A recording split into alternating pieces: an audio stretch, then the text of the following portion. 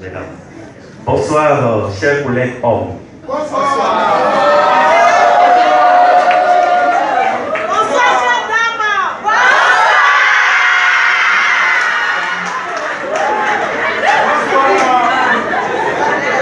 Combat. Merci, merci.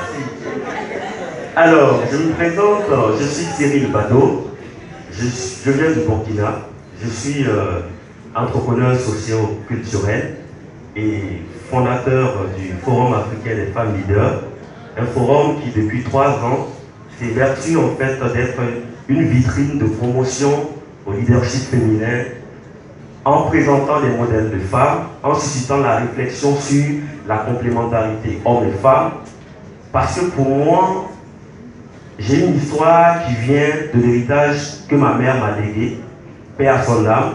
J'ai créé ce forum et même l'entreprise que je dirige pour lui rendre hommage. Mais ce que je veux dire, c'est déjà avant tout remercier, comme les autres l'ont dit, l'initiative au Palais et ce forum qui permet à des jeunes filles, à des jeunes hommes, pour la première fois, autant que je participe à des forums, qu'on donne l'occasion autant aux jeunes filles qu'aux jeunes hommes de pouvoir se retrouver dans une pièce pour parler. Parce que de plus en plus, on parle de féminisme.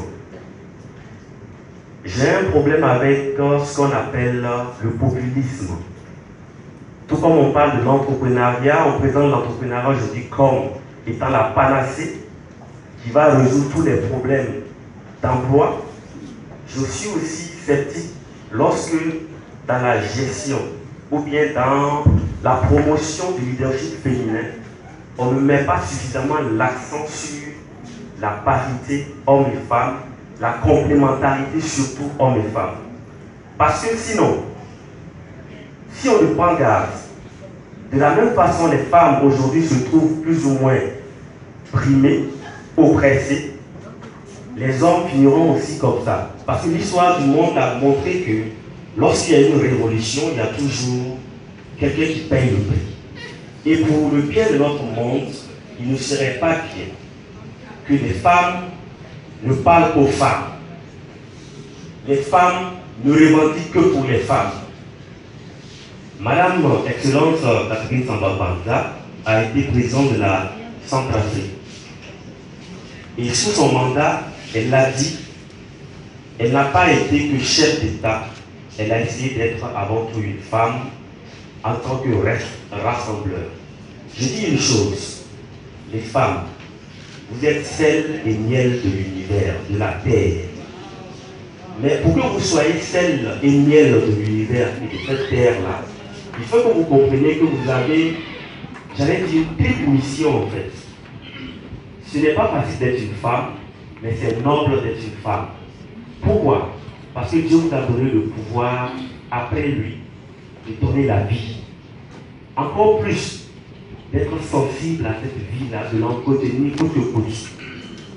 Mais au-delà de cela, de pouvoir aimer, de nous aimer en tant qu'hommes, malgré tout ce qu'on vous fait subir, vous continuez toujours de nous aimer. Parce qu'une femme, quand elle dit je t'aime, elle l'a dit.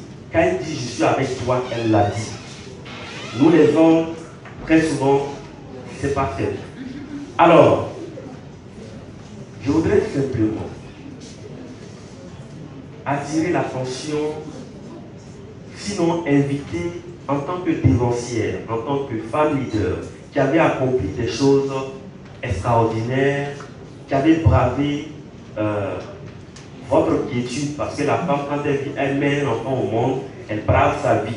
Mais quand vous acceptez des postes, comme Maître Bédou le disait, quand elle a demandé à certaines femmes de venir, elle dit, tu veux que j'ai des problèmes avec mon homme. Ça veut dire que vous bravez en fait beaucoup de choses pour accepter d'être là où vous êtes.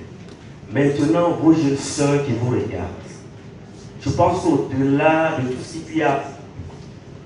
qu'il peut y avoir comme théorie, j'aimerais vous inviter en fait à aller surtout lors de vos passages sur des cas concrets. Un exemple, vous êtes femme, vous êtes épouse, vous êtes mère, comment est-ce que vous conciliez votre vie de femme leader professionnelle, de femme leader au foyer, de mère et d'épouse. Parce que je crois que la plupart des jeunes filles qui sont là ont besoin de savoir cela.